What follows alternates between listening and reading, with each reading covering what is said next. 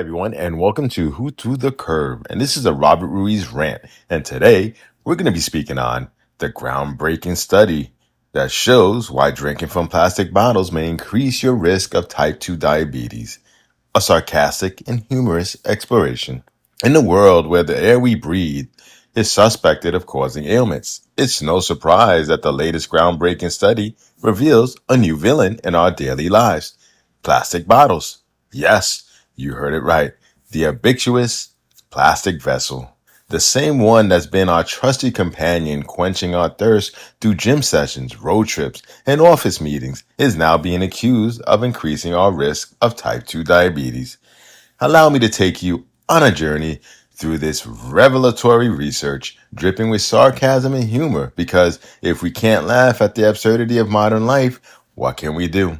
Picture this: a group of scientists in white lab coats, armed with clipboards and beakers, peering intently at plastic bottles as though they just discovered the secret to eternal youth. But alas, instead of the fountain of youth, we're presented with the diabetes of doom.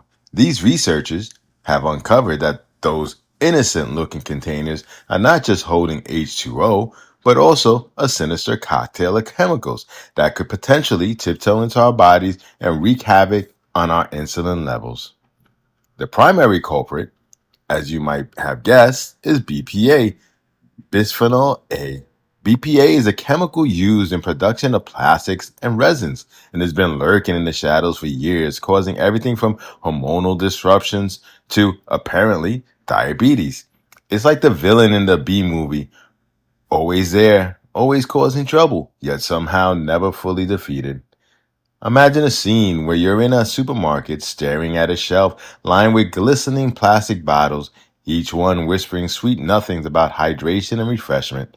Little did you know, they're also whispering, I might just mess with your pancreas. The horror. We've been betrayed by our own hydration tools. Now, let's dive into the science. According to the study, BPA can leak into the water we drink from plastic bottles, especially when they're exposed to heat.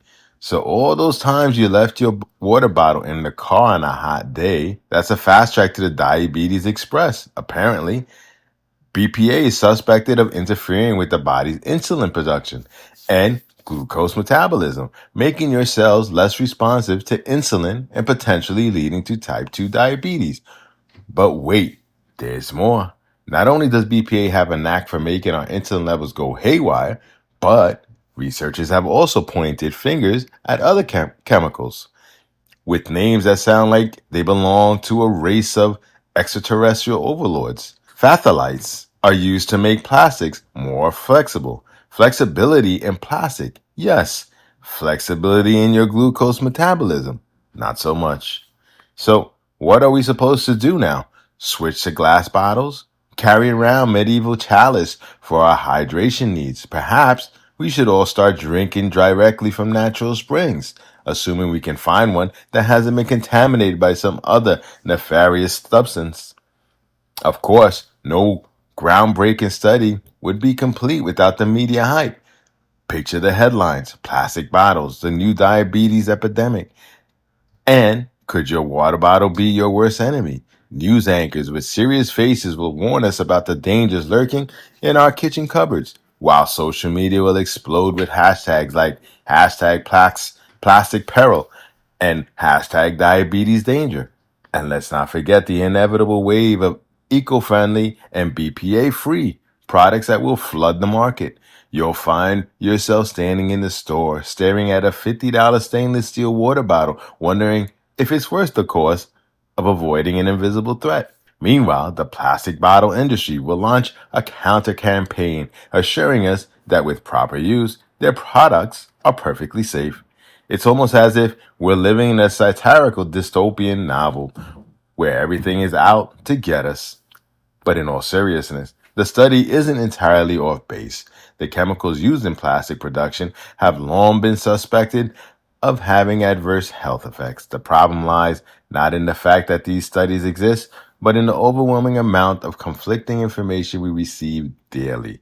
One day coffee is the elixir of life, The next is a ticket to an early grave. Today it's plastic bottles. Tomorrow, it might be the very air we breathe. As we navigate this minefield of modern living, perhaps the key is a balanced approach.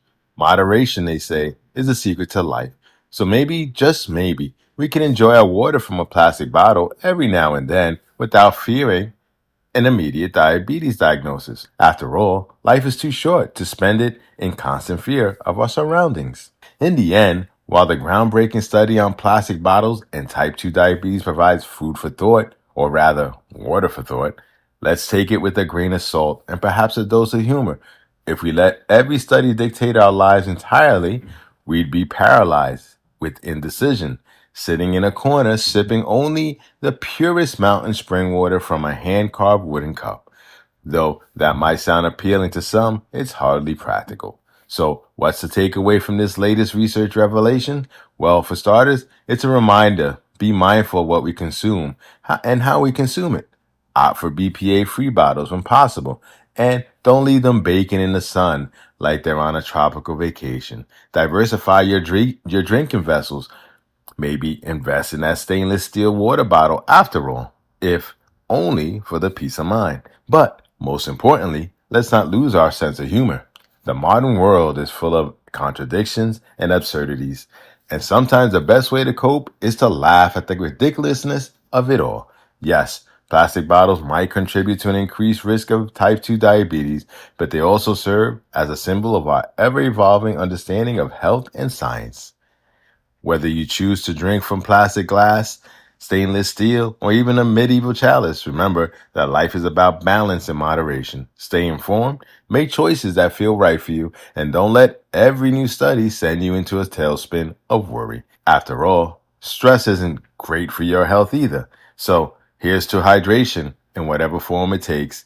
May it always come with a side of common sense and a good laugh. Cheers. Thank you for listening to Who Threw the Curve. Don't forget to like us, share us. Thanks.